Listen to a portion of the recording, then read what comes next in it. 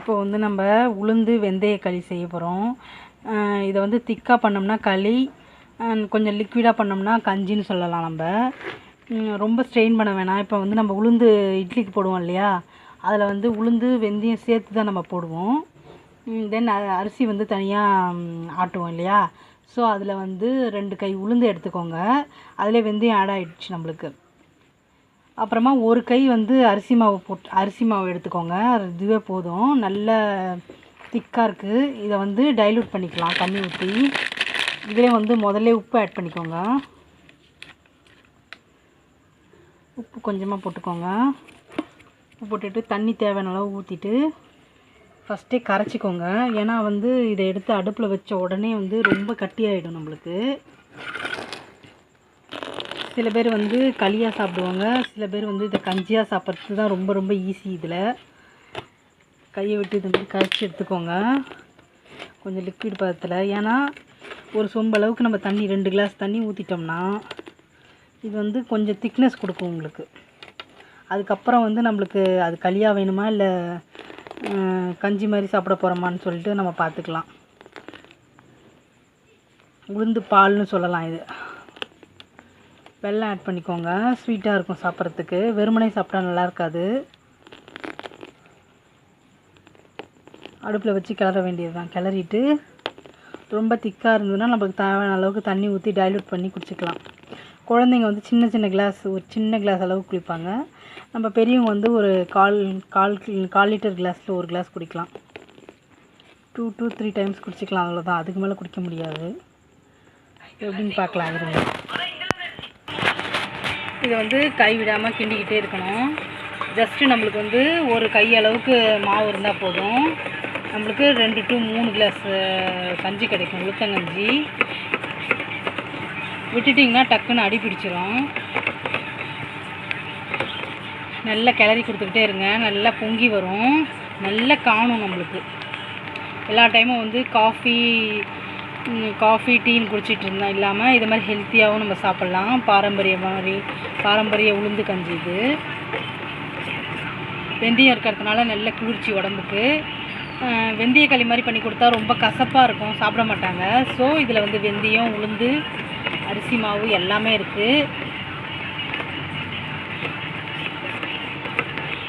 இதை வந்து ரெடிமிக்ஸ் பவுடராலாம் விற்கிறாங்க, ரொம்ப காஸ்ட்லி. பட் நம்ம வீட்டிலே இதை பண்ணலாம்.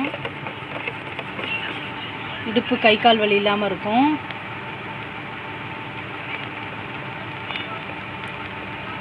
குழந்தைங்களுக்கு வந்து முதல்ல இருந்தே நம்ம பழக்கிட்டோம்னா அவங்க குடிச்சிக்குவாங்க.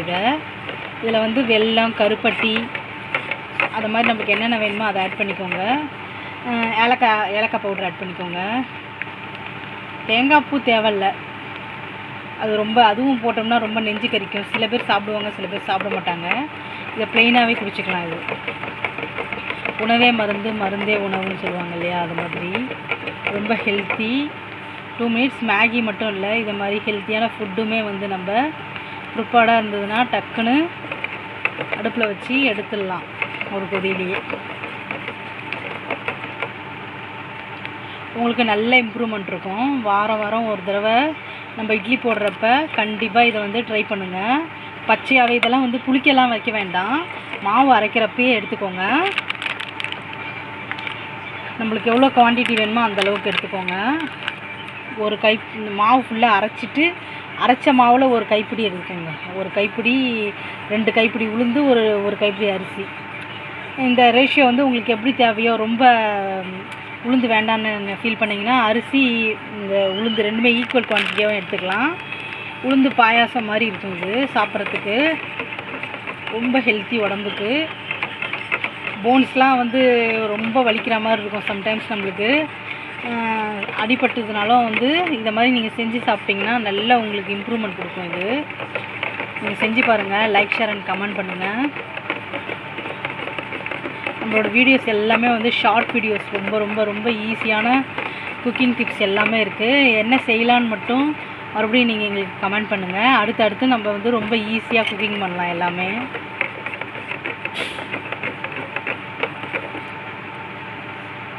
இன்னும் கொஞ்ச நேரத்தில் அது வந்து பொங்கி வந்துடும். 2 கொதி விட்டால் போதும். தேவையான அளவுக்கு வெல்லம் ஆட் பண்ணிக்கலாங்க. சாப்பிட்றப்ப வெல்லம் ஆட் பண்ணிக்கோங்க. ஃபஸ்ட்டு ஆட் பண்ணி வச்சிடாதீங்க. மறுபடியும் வந்து இப்போ சாப்பிட முடியலன்னா வந்து அடுத்த வேளைக்கு நம்ம சாப்பிடுவோம் இல்லையா, அப்போ வந்து அதை வெல்லம் ஆட் பண்ணி சாப்பிட்டுக்கலாம், நல்லாயிருக்கும். இதான் உளுத்தங்கஞ்சி, உளுத்தம் பாலுன்னு சொல்லுவாங்க. வெந்தய களி, வெந்தய கஞ்சி இப்படி வேணால் சொல்லலாம். ஏன்னா இதில் வந்து எல்லாமே ஆட் ஆகிருக்கு. உடம்புக்கு வந்து ரொம்ப நல்லது. நீங்களும் இதை செஞ்சு பாருங்கள். பாய்.